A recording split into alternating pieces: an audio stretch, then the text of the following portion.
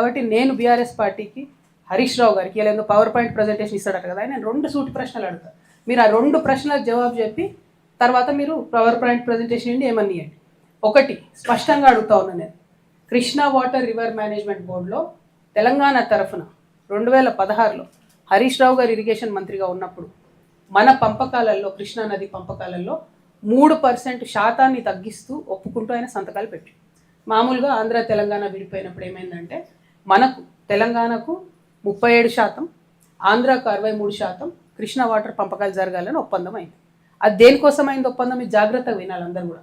అప్పటికే కట్టి ఉన్న ప్రాజెక్టుల మీద, ఆల్రెడీ యూటిలైజ్ అవుతున్నటువంటి వాటర్ మీద, యాజ్ ఈజ్ వేర్ ఈజ్ అనే కండిషన్ మీద 37% తెలంగాణకు, 63% ఆంధ్రాకు నీటి పంపకాలు జరగాలని ఒప్పందం అయింది. తర్వాత హరీష్ రావు గారే ఇరిగేషన్ మంత్రి, మరి ఆయన అప్పుడు కాళేశ్వరరావు అని పిలిపించుకున్నాడు. ఆయనకు నాకు నీళ్ళ గురించి నాకే మొత్తం తెలుసు అని చెప్తాడు. కాబట్టి దాన్ని ఏం చేసిండు హరీష్ రావు గారు 2016లో 3% కృష్ణానదిలో నీళ్లు తగ్గిస్తూ 34% తెలంగాణకు, 66% ఆంధ్రాకు అని చెప్పి ఒప్పందం మీద సంతకం పెట్టి, అది కరెక్టా కాదా హరీష్ రావు గారు? మీరు జవాబు చెప్పాలి. నా విఘ్నతకే వదిలేస్తున్నావు అంటే మాత్రం తెలంగాణ ప్రజలు కూడా వారి విఘ్నతను ప్రదర్శిస్తారు. అట్లా కాదు, ఇది కరెక్టా కాదా, ఇది ప్రజెంటేషన్లో మీరు ఆన్సర్ చెప్పి ప్రజెంటేషన్ ఇచ్చుకోండి. రెండవది, అసలు జూరాల సోర్స్ పాయింట్ తీసి మీరు శ్రీశైలంకి ఎందుకు మార్చారు? మార్చడానికి కలిగినటువంటి సాంకేతిక కారణం ఏంది?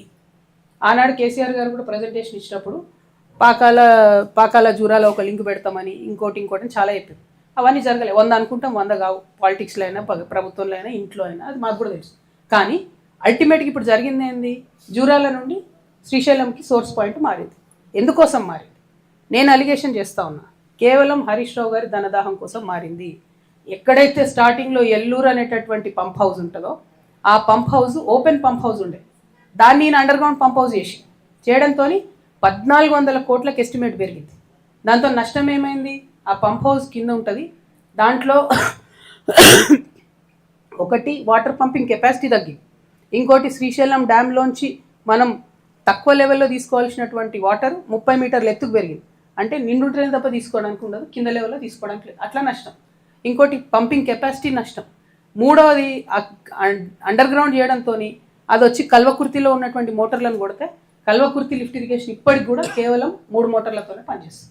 ఈ మొత్తం 10 ఏళ్లలో, తెలంగాణ వచ్చిన 10 ఏళ్లలో 3 మోటార్లతోనే కల్వకుర్తి పనిచేస్తే, ఇరిగేషన్ మంత్రిగా ఆయన 5 ఏళ్ళు ఉంటే రిపేర్ కూడా ఏపీలో ఇప్పటి వరకు.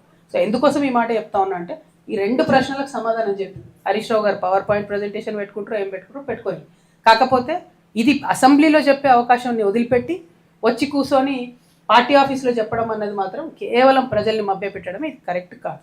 సరే, ఇది పక్కన పెడితే